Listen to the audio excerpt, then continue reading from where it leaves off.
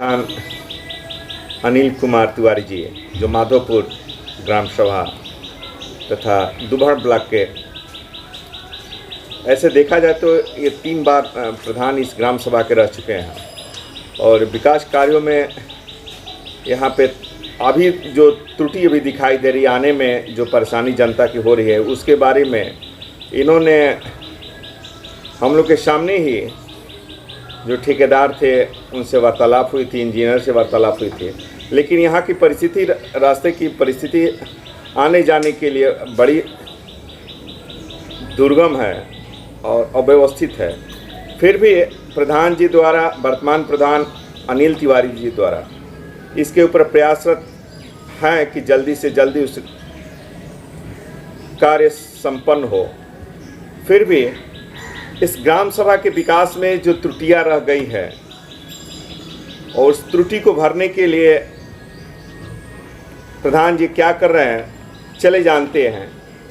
अनिल जी, आप ये बताइए, वर्तमान परिवेश में देखा जाए तो आपके ग्राम सभा में प्रथम दृष्टया यहाँ पे दिखाई गया, अगर कोई बाहर से भी आता है तो आपके यहाँ जो रोड की दुर्व्यवस्था है उससे बहुत ही प्रभावित होगा, जैसे भी हो।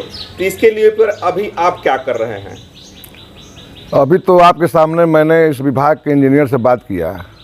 ये घोरौली से बिशनपुरा और सौरू बांध से माधोपुर 2 सड़क है, 2 सड़कों का नाम है, जिसका अग्रिम भुगतान किया जा चुका है। बरसात के पहले ठेकेदार और इंजीनियर मिल करके इसका भुगतान कर दिए हैं। कितना भुगतान किए तो मुझे जानकारी नहीं है, लेकिन मुझे पता, विश्वस्त सूत्रों से मैंने पता लगाया तो जानकारी हुई कि इस रोड का मरम्मत के नाम पर लाखों का गबन हुआ है। और मेरे प्रयास से, व्यक्तिगत से, मैंने 4 डंपर गिट्टी भी गिरवा करके गड्ढे को पाटने का काम किया है। और ठेकेदार और इंजीनियर से मैं चिल्लाते रह गया कि भाई गड्ढा कम से कम भर दीजिए कि जाने आने की रास्ता हमारे गाँव को हो जाए। अभी आप लोग आए हैं, रास्ते में देख रहे होंगे कि आपकी बाइक भी सही से हमारे गाँव तक नहीं पहुँची होगी। घरौली से माधोपुर रेलवे क्रॉसिंग तक इतना रास्ता ख़राब है कि एक दिन दोपहिया वाहन, ये ई रिक्शा बेचारा मरीज लेकर के उसमें गड्ढे में उलट गया था। गांव के लोगों ने उसको निकाला।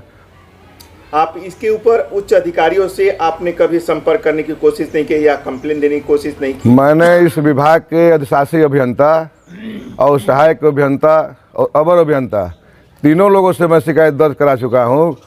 और एक दिन मेरे दरवाजे पर आए थे अवर अभियंता माननीय गुप्ता जी, अभी उनसे मेरी वार्ता सुबह हुई है आप लोग के सामने। वो कह रहे कि मैंने ठेकेदार से बोल दिया है कि सड़कों को गड्ढा मुक्त कर दो, लेकिन ठेकेदार को फ़ोन करने पर फ़ोन भी नहीं उठाता है।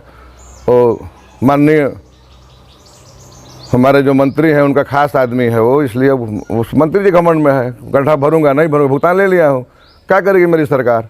प्राथमिकता के तौर पर देखा जाता है, वो प्राथमिकता क्या थी? आपका जो वचन था कि मैं जीतूंगा तो भाई ये करूँगा, तो उस वचन में कुछ वचन जो है जो आप, मैं फिर रिपीट जनता को दिखाना चाहता हूं कि आपने जो वचन दिया था, क्या उस पर कुछ खड़ा उतर रहे हैं या उतरने की कोशिश कर रहे हैं? देखिए, मेरे चुनाव में सिर्फ मुद्दा था विकास। मेरा मुद्दा था कि हमको प्रधान बनाइए और गांव का विकास कराइए। मैं 2000 से 5 तक मैं प्रधान था, 2005 से 10 तक मेरी माताजी प्रधान थी। उस कार्यकाल में मैंने 2 प्राइमरी विद्यालय बनवाया, एक आंगनबाड़ी केंद्र बनवाया, उस समय मैं पंचायत भवन बनवाया और तमाम गांव के सड़क गलियों का नाली बनवाया, खड़ंजा लगवाया। उसके बाद 10 साल के बाद 10 से 20 के 10 वर्ष में कोई भी विकास कार्य मेरे गांव पर हकीकत में नहीं हुआ है। जो हुआ है कागज़ में हुआ है।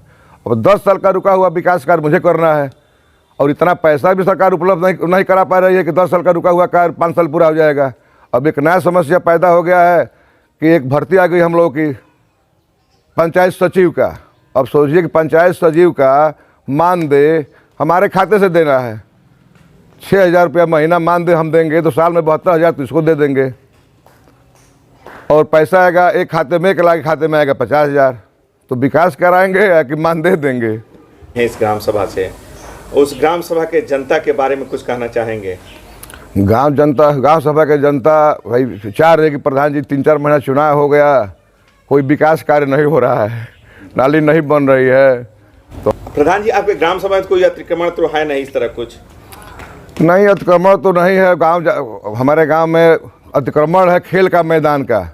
हमारे गांव में बच्चों खेलने के लिए खेल का मैदान है मैंने क्षेत्रीय अपने लेखपाल से कहा कि भाई इसका पैमाइश करके निकाल दो। उस खेल के मैदान को चारों तरफ से लोगों ने अतिक्रमण कर लिया है।